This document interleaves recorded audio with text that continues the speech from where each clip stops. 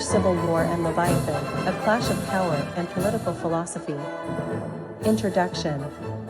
The English Civil War, which raged from 1642 to 1651, was a pivotal moment in English history. It was a conflict that pitted king against parliament, royalists against parliamentarians, and fundamentally challenged the nature of political authority.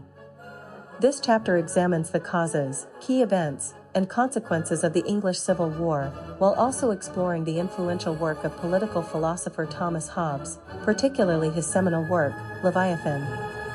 1. Background and causes of the English Civil War.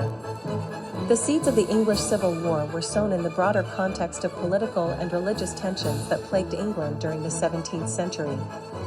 King Charles I's attempts to assert his absolute authority clashed with the growing power and influence of Parliament, leading to a series of confrontations and constitutional crises. A. Religious divisions and the rise of Puritanism. Religious divisions played a significant role in the lead-up to the English Civil War. The Reformation had fractured the unity of the Catholic Church, and England had undergone its own religious upheavals.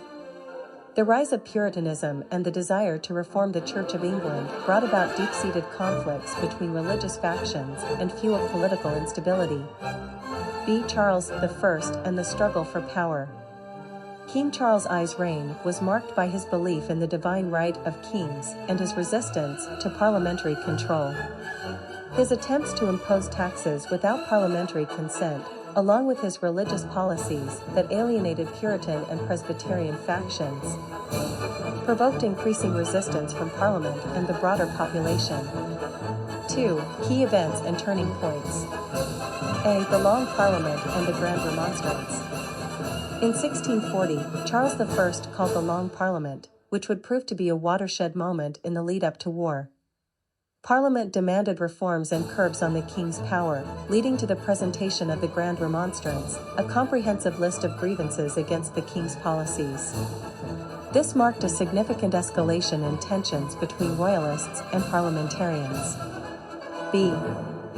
The outbreak of war and the New Model Army.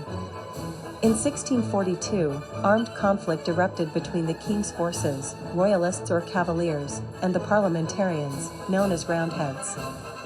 The parliamentarians, led by Oliver Cromwell, formed the New Model Army, a disciplined and professional military force that would play a decisive role in the war. C. The execution of Charles I and the Commonwealth.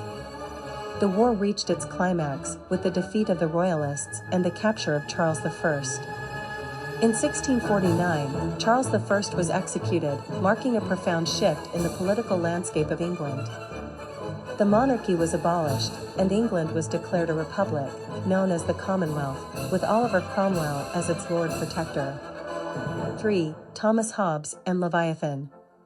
A. The context and purpose of Leviathan. Thomas Hobbes, a political philosopher who lived through the English Civil War, sought to address the political and social turmoil of his time in his seminal work, Leviathan, published in 1651. Hobbes aimed to provide a comprehensive theory of political organization and justification for absolute monarchy. B. The state of nature and the social contract. Hobbes begins Leviathan by describing the state of nature, a hypothetical pre-political condition characterized by a war of all against all. According to Hobbes, human beings are driven by self-interest and a desire for self-preservation. To escape the state of nature, individuals must enter into a social contract, surrendering some of their rights to a sovereign authority in exchange for protection and order. C. Absolute sovereignty and the Leviathan. Hobbes argues for the necessity of an absolute sovereign, or the Leviathan, who possesses unlimited power to maintain peace and security.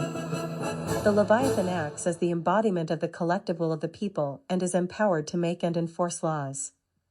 Hobbes justifies this concentration of power as necessary to prevent the chaos and violence inherent in the state of nature. 4. Consequences and legacy. A. The Restoration and the Glorious Revolution. Following the death of Cromwell, the Commonwealth gave way to the Restoration in 1660, with the monarchy restored under Charles II.